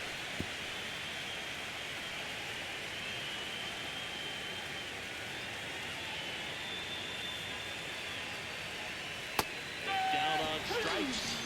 And he's registered 3 Ks in this one. Well, that slider wasn't even close to the strike zone, and he got him to chase. That's just a bad approach right there. Either he was looking for something else and got completely fooled, or he was sitting all over the slider and just couldn't resist the temptation. But, man, really expanded right there and didn't have a chance to make the contact with that pitch. Jones batting for the second time, and that's strike 1. That one's upstairs, ball 1. 2 outs, base is empty. There's a strike. Looked pretty good as far as being in the strike zone, but I'm sure as a hitter, not too good with where it was located. Very top of the strike zone, middle away.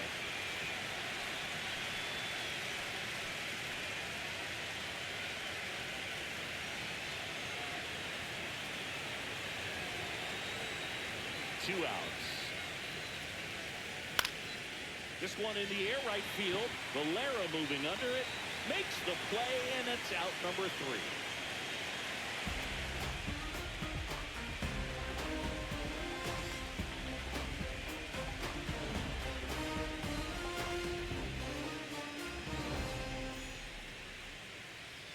Set for the bottom of the third. And now it's going to be George Valera.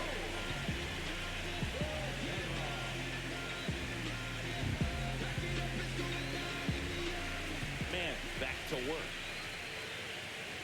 That's a strike. You know, this group of hitters showing great discipline at the plate, and patience definitely seems to be the name of their game in this one. They've worked 3 walks already, so that proves they're not anxious up there. They're sticking to their game plan, and it's working.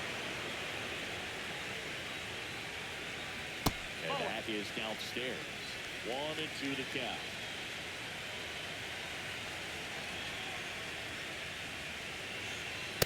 Swings and misses.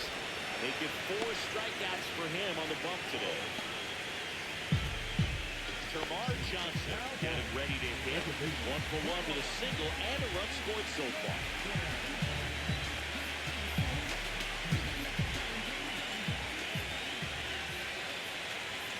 And that one is in for a strike.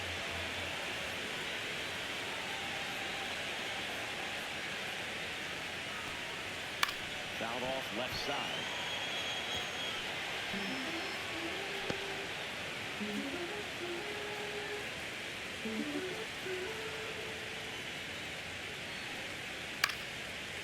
Throws a 2-strike pitch, and he'll see another.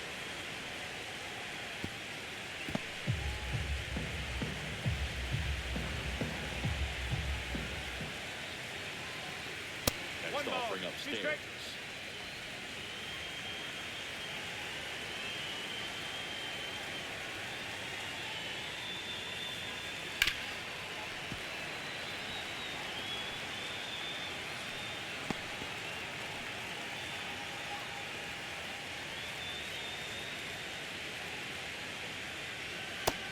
Missing inside a sharp slider.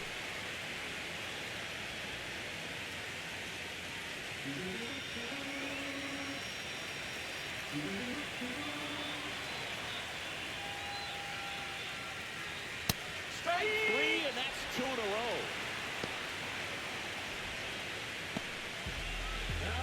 Now here is Wenzel Perez. 1 for 1 with a double and a run scored. It's important that he go 1, 2, 3 here would be a very positive sign for him and for his team. And there's a foul ball.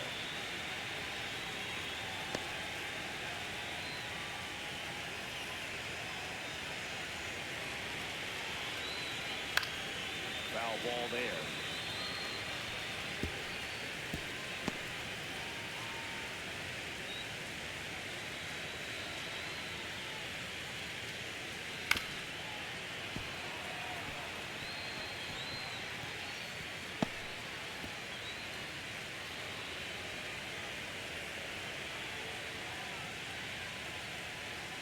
Next offering is down low. 0-2 count. You got the opportunity to expand the zone. Could get the chase there. Let's see what he comes back with next.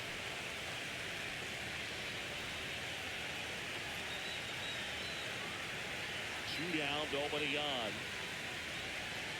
And that skips into there. Well, he might have to look for a different put-away pitch right here, 2-2. He's already seen the curveball a couple of times in this at-bat, so might have it timed up and ready for it.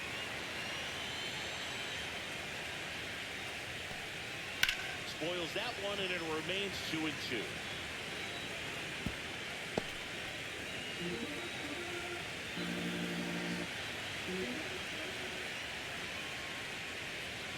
Struck him out looking, and he strikes out the side in the third.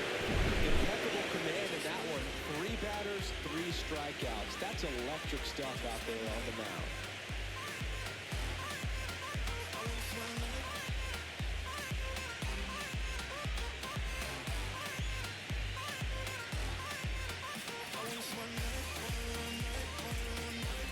On to the fourth. Here's the second baseman, Matt McClain.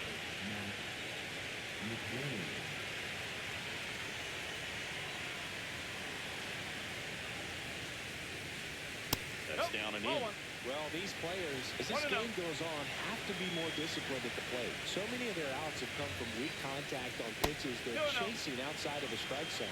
You can't do much of anything with those locations, and that's been true again today. Now fly ball to right center. Valero moving under it. Makes the catch. And there's one away.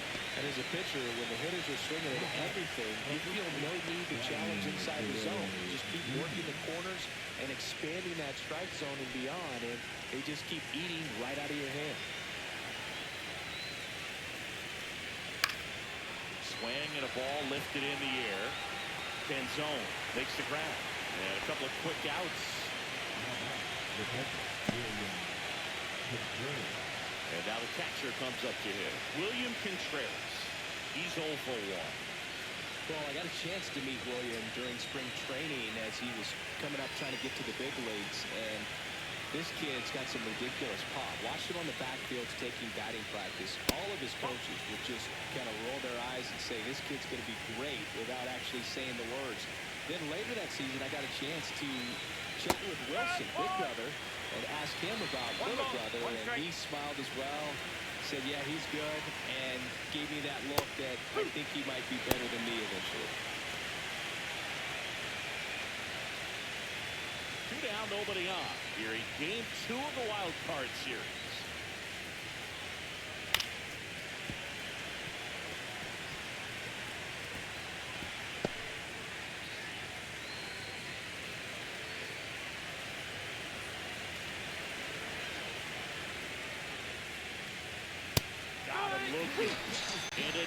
inning of work there as he sets him down 1-2-3.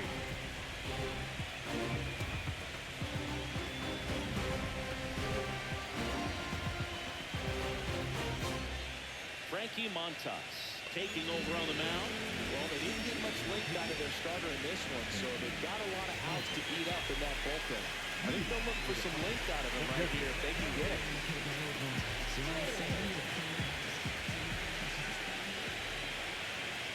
Ford takes a ball as he stands in for the second time.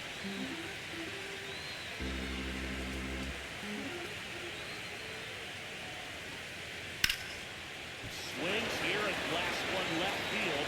Way back there. Grabs it right up against the wall.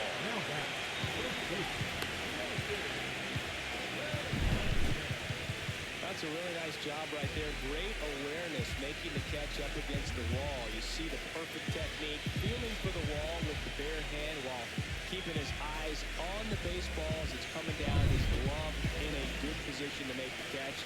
That's exactly how you do it. Velasquez in the box here lets that one go for a ball.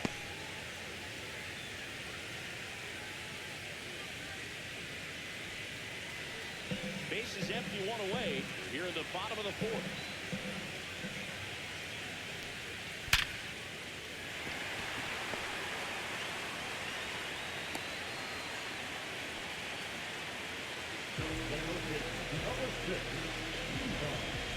So the lineup flips over. Levi Harrington, the next to hit. They say you win. 0-1.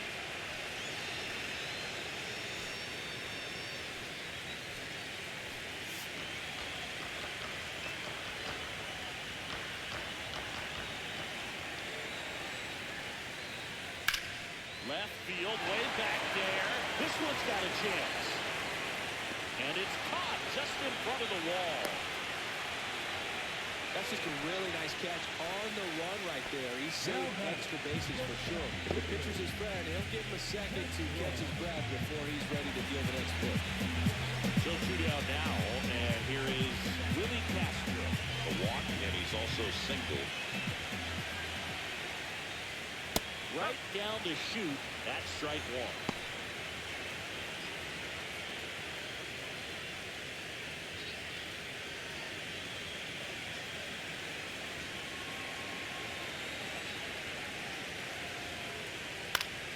That one pushed foul out of play off to the left.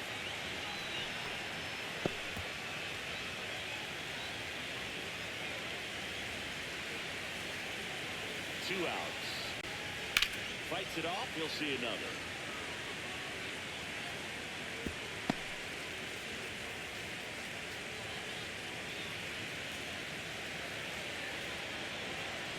Yo-2. Good eye right there. Good location, good take. Sometimes you want the hitter to prove he can lay off that pitch. And he'll do it again.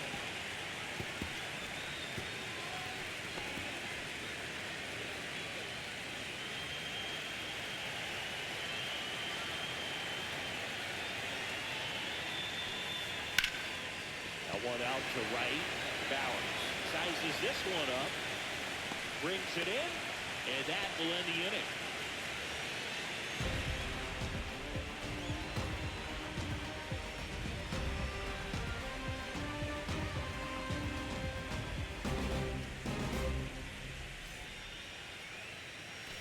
Wild Card Series Game 2. And now the DH, Angel Martinez.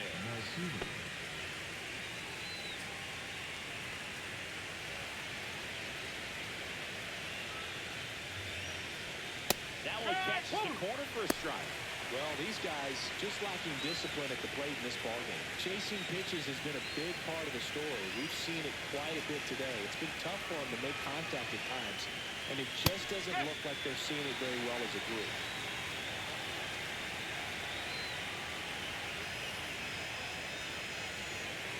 Got it. Now 5 strikeouts for him on the mound. Really love the pitch sequence right there. I'm telling you what, pitcher and catcher on the same page right now. Here's the center fielder, Luis Matos. Grounded out his first time on.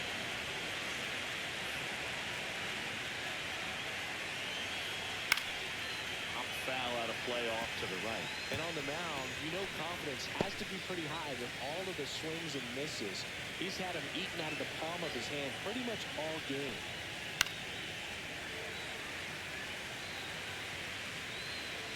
Time's starting to run out for this offense, isn't it, Boog? I mean, it's not easy to play in a must-win game, especially when you're losing. Their season is on the line, and they know it. There's another, and that's 3 straight strikeouts. Gosh, here it is, headed. 3 with a strikeout, all fastballs. Man, he's got a lot of confidence in that pitch right now. Always we know, just some things we should. 2 down, bases empty. And now the right fielder, Jake Bauers. And a first pitch fastball is in for a strike. Hey, 7 straight strikes to start the frame. He's got a chance at an immaculate inning.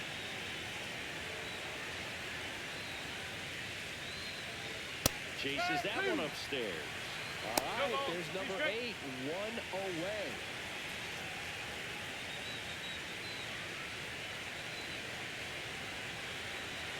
Down, nobody on. Got close to the immaculate inning, and he just couldn't find the zone right there. When you think about it, 9 straight strikes, so tough to do.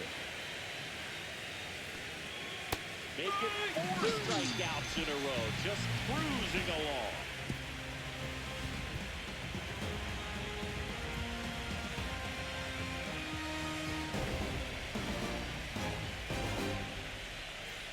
Welcome back as we take a look at how today's starting pitchers have fared so far.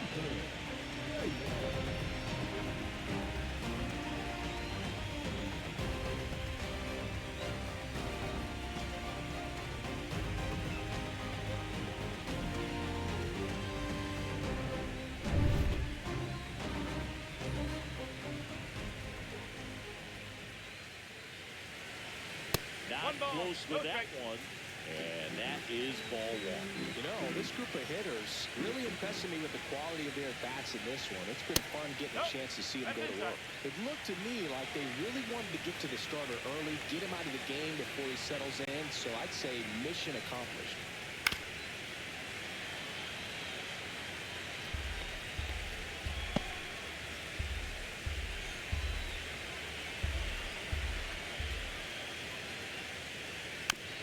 Foul away.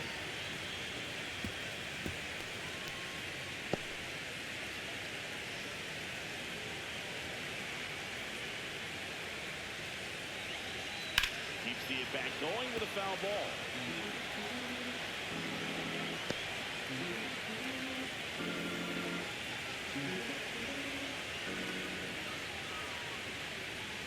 Got him swinging.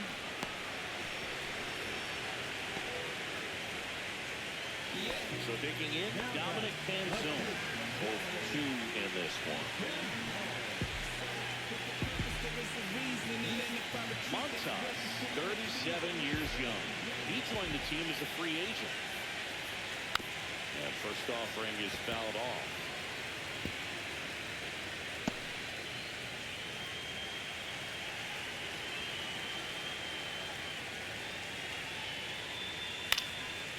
That one fouled off.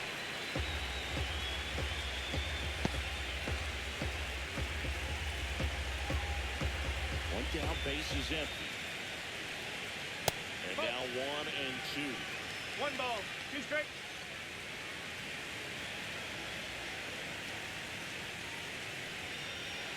That one missing inside.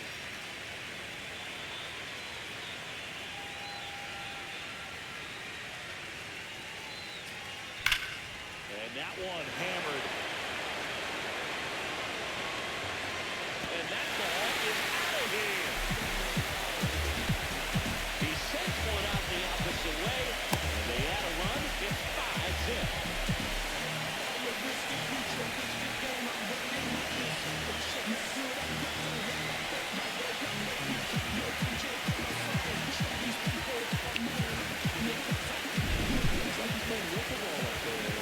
Typically not the easiest way to hit a home run. The slight opposite field into the gap. Man, it's going to look easy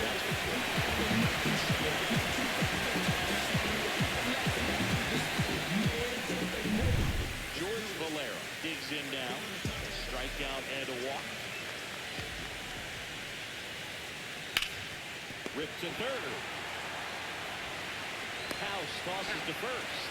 That's out number 2. Fastball groove right down the middle. Usually a lot of damage done with that pitch. A hard grounder, but he wanted to get that ball in the air, maybe drive it into the gap. 2 outs, faces empty. Now at the plate, Termarr Johnson, 1 for 2. That misses the zone, and that's ball 1. 2 down, base is empty, but 1 run across. Last half of inning number 5. Next pitch is outside. 2 balls, no strike.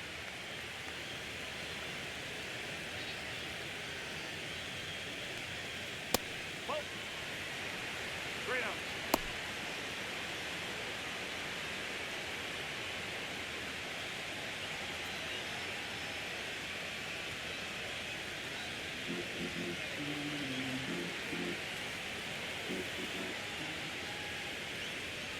And that's too high, and it's ball 4. They just keep handing out gifts, Boo. Are we supposed to bring something? See, I think just our presence is the present. So 2 down, taking in is the switch inning outfielder, Wenzel Perez. And the first pitch misses for ball 1. Johnson, the runner at first with 2 gone. 2 balls, no strikes to count. No, he's really working him away this at bat. Sometimes take a little bit off velocity. Try to get a rollover, something on the ground. Stay away from that big hole on the right side of the infield. In there at the knees, and it's 2-1.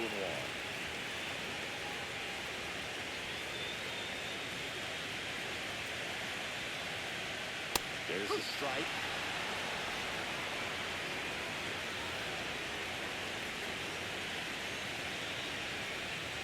Fouled off, and they'll do it again.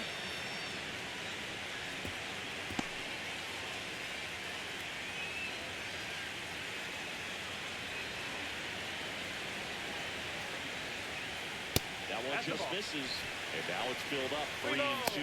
Great RBI spot here. Just got to stay focused on the pitch. The runner will be in motion, so something in the gap should definitely score. And here's the 3-2. So now 2 on and 2 outs. You get a walk, and you get a walk. Everyone gets a walk, dude. Harry Ford now at the plate. This is a guy who is very highly regarded defensively. Fun to watch him control stuff behind the plate. Good game caller, good at framing, but it's that big arm that really stands out. Pitch in for a strike, and it's 0-1. When you got a catcher like this guy with a big arm like that behind the plate, it really shuts down the running game. You have a catcher that can throw like that, a pitcher doesn't have to worry as much about the slide step. He can keep his mechanics intact and have a better opportunity of getting that hitter out with a swing and miss. Swings through it, and that's a strikeout. 1 scores in the inning, coming on this solo home run. And the lead is now 5-0. This is the National League Wild Card Series on the show.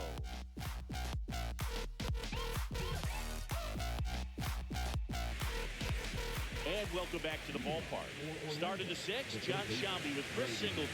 And leading off, Brady House.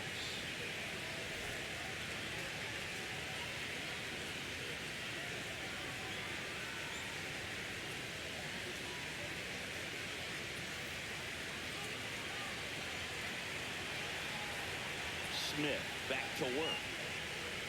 That one's in there, and that is strike 1.